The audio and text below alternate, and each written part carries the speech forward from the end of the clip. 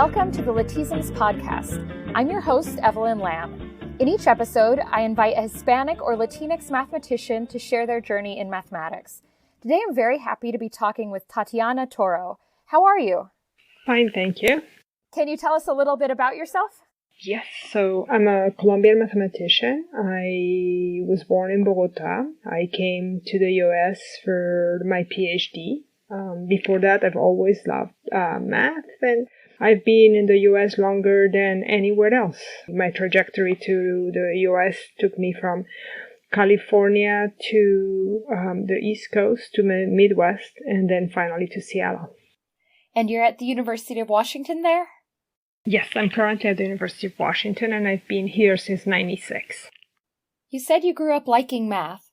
What were some of your experiences with math as a child? Okay, so my first very happy memory of math was in first grade. I went to a French immersion school, and we had a math teacher that basically allow us to play with lots of math toys. So the two memories I keep is we learned set theory in first grade by using blocks of different colors and different shapes. And we had a small version of them, and we had a very large version of them that we were able to use in the playground. And so I remember drawing Venn diagrams on the floor of the playground with chalk, and then putting the blocks in different sets and see what was the intersection, the union, and that was really fun. We also played to learn how to count in different bases.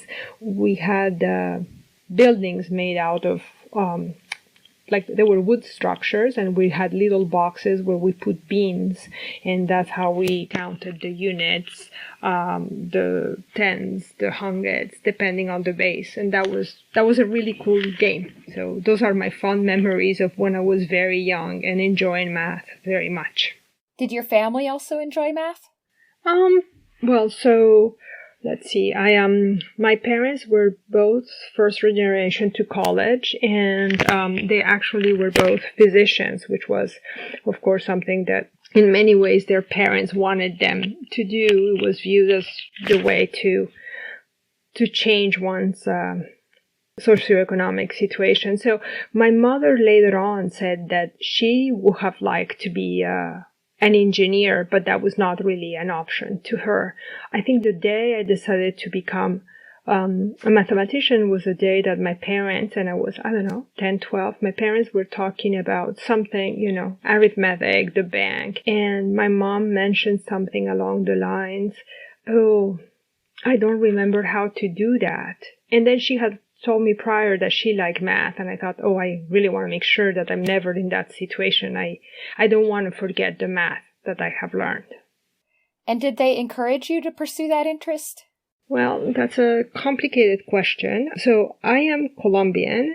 In Colombia, the thought of being a mathematician was a crazy thought, because I actually had no idea what you could do with a mathematics degree. The only people who I knew who were mathematicians were, yes, professors at the university, but that meant they had lots of different contracts in lots of different universities, and they basically taught all day long, and they had salaries that were not especially good. Research was not something I knew about.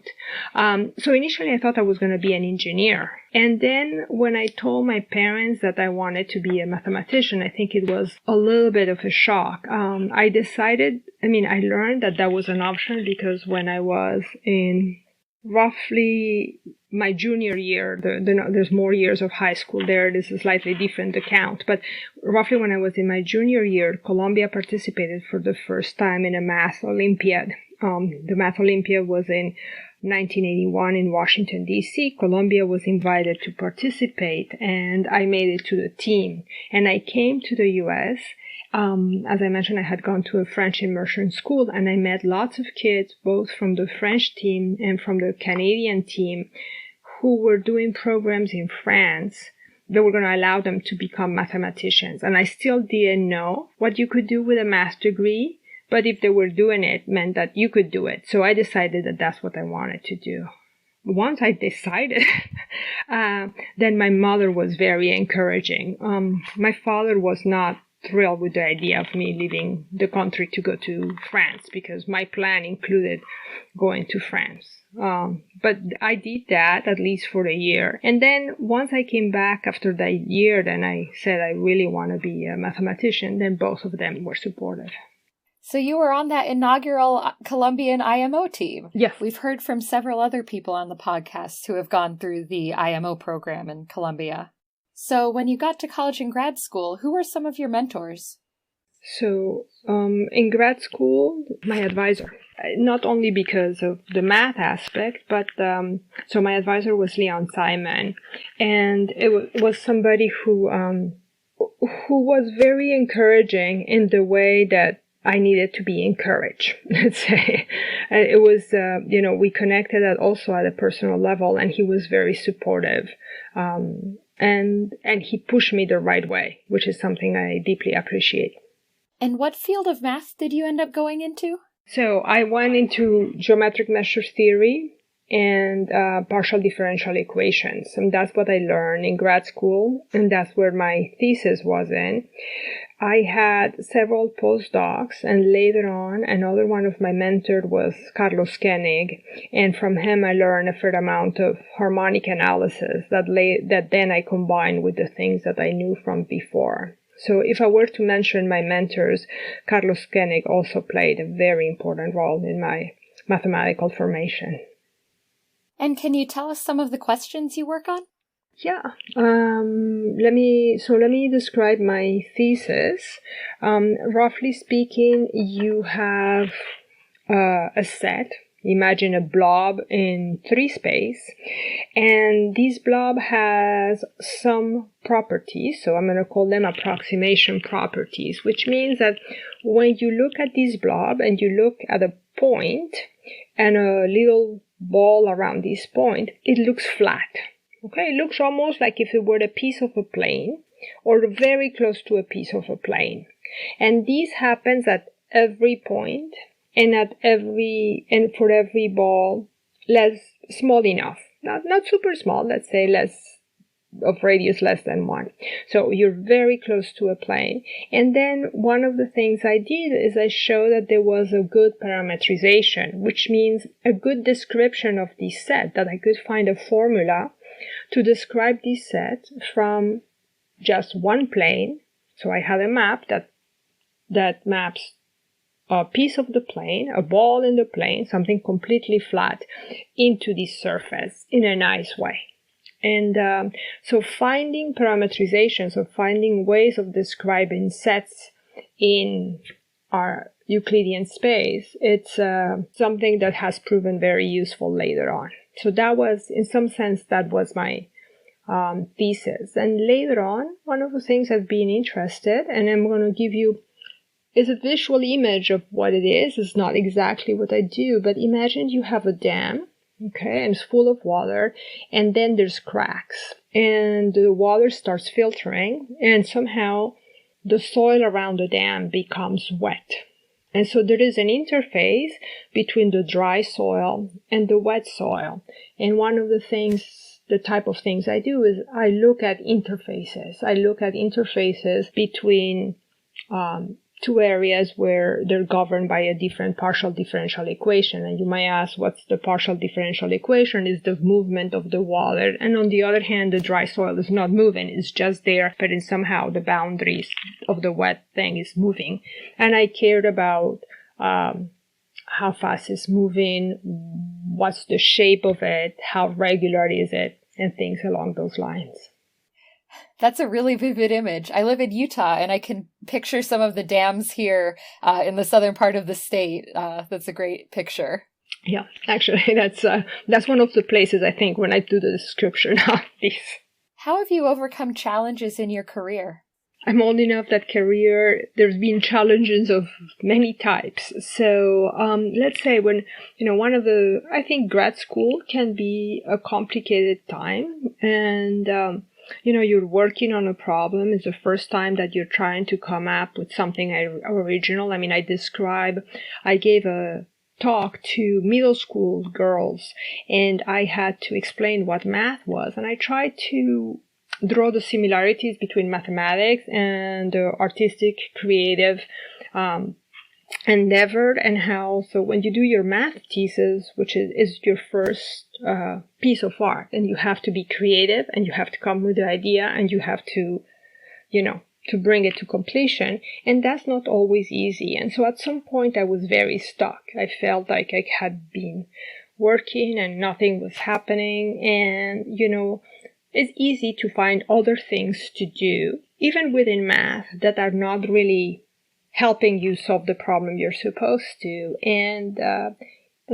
So my advisor was, it was interesting, it was a very good judge of character, understood that I was at one of these crucial points where I was very stuck. If nothing happened, maybe I was going to decide to do something else. And he had something that for many people might not have worked. It was a very open, very stern conversation about what mathematics was, how difficult it was, but what was expected. And I mean, it's, in some sense, it was the first time I was stuck, and facing it, realizing that, of course, in the big spectrum of things is important, but it's not the most important, it's not life and death. But facing the situation has often been a good way for me to deal with it, and understanding that doesn't happen only to you, but it happens to everybody. Yeah, I think people can feel very alone when they get stuck in grad school. You mentioned giving this talk to middle school girls. What other mentoring and outreach do you do? So just for the record, the middle school talk was an invitation to speak at Pi Day, which was really, really fun.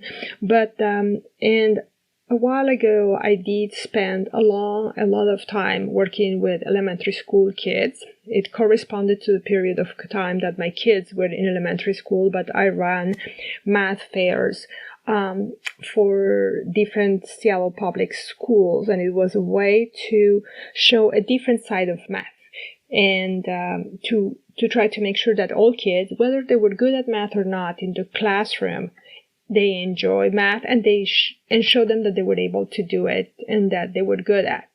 But that was, my kids are older now, so one of the things I have been focused on, and I want to put a date on it, maybe the last 6 years, is in trying to encourage underrepresented minorities, and in particular Latinx people, to go into the mathematical sciences. And so everything started, and this might seem very obvious, but sometimes we don't see the obvious. Everything started because I was teaching a calculus class at the University of Washington, and I noticed that I had a large number of Latino students in my class, and some of them started coming to my office for office hours.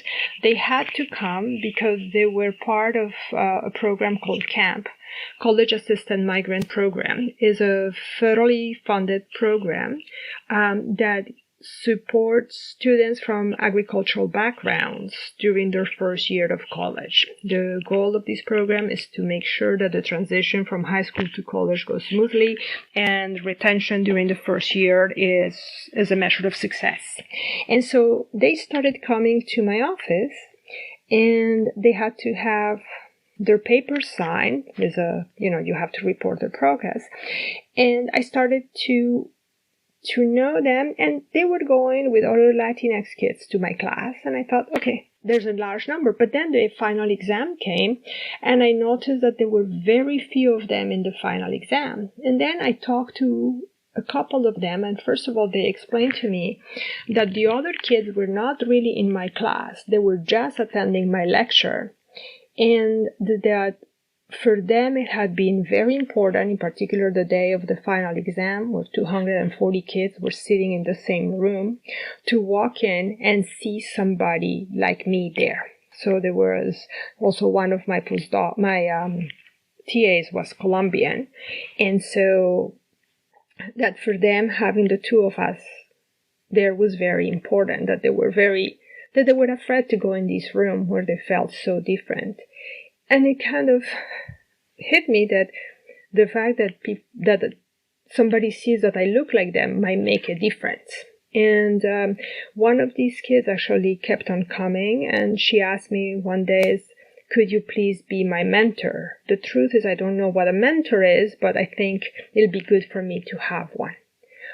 She graduated from the University of Washington a few years ago, and she's currently a second year in medical school. Of course, she's first generation to college. And so, but it was seeing her struggles and her successes, the thing that led me to talk to IPAM and initially to PIMS, the Pacific Institute for the Mathematical Sciences and the Institute for Pure and Applied Mathematics, about having a conference for Latinx in the mathematical science. And that's how the first conference happened in 2015. And then we had a second one in IPAM at UCLA in March of 2018. We had at some point over 250 people attended. And so that's one of the things I've been very involved in the last few years. And what are your feelings on Hispanic Heritage Month? That one is complicated. I knew you were going to ask me this question. And I've given it a lot of thought. So, in one hand, it is important to celebrate a community. On the other hand, one of my concerns is that, okay, we celebrate this community or a different community for a month, but then that doesn't mean integration. We kind of forget about them for the other 11 months of the year. And so I don't know, I have mixed feelings. I think one of the things that's very different though, and that I'm very aware of, and I only see one side, is that I was never called Hispanic before I came to this country. I was never looked at differently until I came here. Colombia is a very mixed country. I mean, I think if you're very dark skinned, then it's different, but there's all shades. So this is something that I only became aware when I was 23, and is very different than if you grew up in this environment, and then maybe in that sense the celebration makes more sense. But I honestly don't know. I mean, I know it's not a satisfactory answer, but it's the answer. Do you have any advice you'd like to give to students who are interested in math? Yeah, I'm actually not only interested in math, but I tell my students is to follow their passions. So if what they like is math, but they're not sure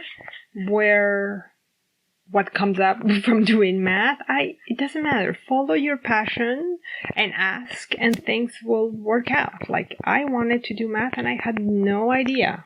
I had no idea you could make a living doing it. And I think that if you do what you love, things will fall into place and will work out very nicely. And don't give up. Persevere. And you should know that you're not alone. That, when you're facing difficulties, many people face similar difficulties. Maybe nobody talks about them, but it's important to find somebody you can talk to about them. Thanks so much for taking the time to talk with me. No, thank you very much. Thank you for listening to the Lathisms podcast. It's produced by me, Evelyn Lamb, and made possible by a Tensor Summa grant from the Mathematical Association of America. Our music is Volvere by La Floresta. Lathisms is an initiative to celebrate the accomplishments of Hispanic and Latinx mathematicians. It was founded in 2016 by Alexander Diaz-Lopez, Pamela Harris, Alicia Prieto Langarica, and Gabriel Sosa. You can find more information about the project at lathisms.org. That's LATHISMS.org. Join us next time to hear from another inspiring mathematician.